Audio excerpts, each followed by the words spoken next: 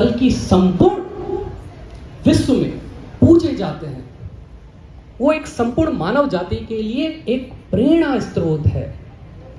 मेरा आप सभी से आग्रह है, सीखते रहिए, सिखाते रहिए, क्योंकि ज्ञान वो एक सम्मान होता है, एक आदर का योग्य होता है। शिक्षा में के अलावा, ज्ञान के अलावा और भी बहुत सारी चीजें मिली हुई होती है।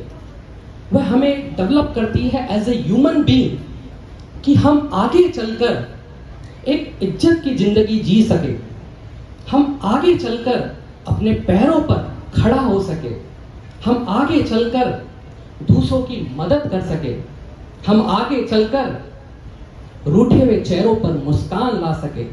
This is what we should develop of our children. ज्ञान बहुत बड़ी चीज होती है। बहुत सारे दान देखे होंगे आप लोगों ने, अन्न दान, वस्त्र दान, समय दान, श्रम दान, बट जो एक शिक्षा का जो दान होता है वो अपने लिए नहीं बल्कि अपने परिवार के लिए, अपने समाज के लिए और अपने देश के लिए बहुत काम आता है। शिक्षा जो आज आपको यहां पर दी जा रही है, जो एक सम्मान दिया जा रहा है, आप संकल्प लें, आप सभी स्टूडेंट संकल्प लें कि जीवन में हमेशा दूसरों की मदद जरूर करना, क्योंकि दूसरों की मदद करे बिना दिस इज नॉट एजुकेशन। जैसा कि मैंने अभी बताया शिक्षा के बारे में कि शिक्षा हमें ज्ञान ही नहीं देती, बहुत सारी चीजें होती है इसके अंदर। मैं बहुत बहुत धन्यवाद देना चाहूंगा हमारे दौलत माल्या जी को, जिन्होंने एक समाज के प्रति एक निष्ठा भाव से बहुत सराहनीय कार्यक्रम किए गए, बहुत ही अच्छे नेक काम किए हैं। मैं इनसे कई साल पहले मिला था, मुझे सम्मान में मिलाया था, तब से मैं इसके साथ जुड़ा हूं और काफी फॉलो करता हूं, देखता हूं कि समाज के प्रति जितना डेडिकेशन ये दे रहे हैं समाज के लिए, लोगों की मदद के लिए। अभी जैसा कि आप लोगों ने देखा कि ये एक आश्रम भी खोल रहे हैं बुजुर्ग लोगों के लिए, बच्चों के लिए। ये जो एक नेक काम है, ये एक परवरिश है, ये एक बहुत उम्दा काम है जो एक देश के लिए, समाज के लिए एक गौरवान्वित महसूस होता है। मैं हमारे बच्चों को कई बार कह रहा था, एक बार माल्या जी को मैंने बुलाया था, बहुत सारे लोगों के आइडियल होते हैं, कोई बॉलीवुड स्टार होता है, कोई स्पोर्ट्स का होता है, कोई पॉलिटिशियन होता है। मैं हमारे बच्चों को बता रहा हूँ कि दौलत माल्या जैसे और हमारे माननीय श्री BS रावत साहब जैसे लोग आइडियल होने चाहिए हमारे बच्चों के, हमारे फ्यूचर के बच्चों के लिए, कि जिन्होंने अपने बलबूते पे आज एक समाज को एक नई दिशा दे रहे हैं। वो वाकई में सराहनीय है। I salute both of you. बहुत सारे लोग हैं। मैं इस मौके पे एक कहानी जरूर बताना चाहूंगा आप सभी को, बहुत इंस्पायर करती है। ऐसे लोग 22 साल की कठिन तपस्या और लोगों की उल्हाना, उन्हें पागल कहना, लेकिन उनके हाथ नहीं रुके और पहाड़ को तोड़कर बना दिया रास्ता। जी हाँ, ये कहानी है दशरथ मांझी की।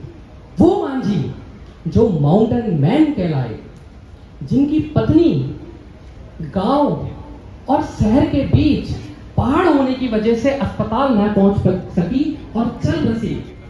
तभी लिया संकल्प एक खास इंसान ने पहाड़ को तोड़ने का, एक छोटी सी छेनी से। दिन बीते, महीने बीते कई साल, तब जाकर 22 साल बाद वो सफल हो पाए। देखा आपने एक दृढ़ संकल्प कैसे असंभव को संभव कर देता है, एक साधारण इंसान से असाधारण बना देता है। आइए हम भी ले एक ऐसा संकल्प और हर असंभव को संभव कर और मंजिल को बना ले संभव। और अंत में मैं एक बात कहना चाहूंगा हमारे देश के प्रति जो मुझे काफी प्रभावित करती है। अटल बिहारी वाजपेयी जी ने कहा है, भारत कोई भूमि का टुकड़ा नहीं, एक जीता जागता राष्ट्र पुरुष है।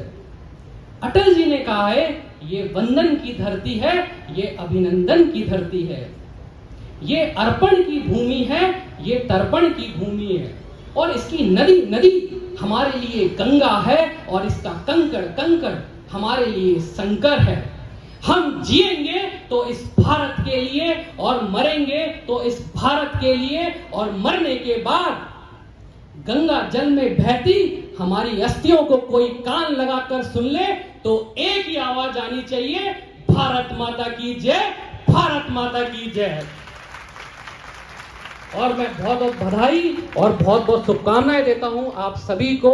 आप सभी से मेरा एक आग्रह है, एक निवेदन है कि जो एक शिक्षा जो दान का एक महोत्सव आज हम लोगों ने, आप लोगों ने देखा है, उसको जरूर हमारे देश के लिए, देश के प्रति समर्पित भावना बहुत बहुत जरूरी है। जय हिंद, जय भारत।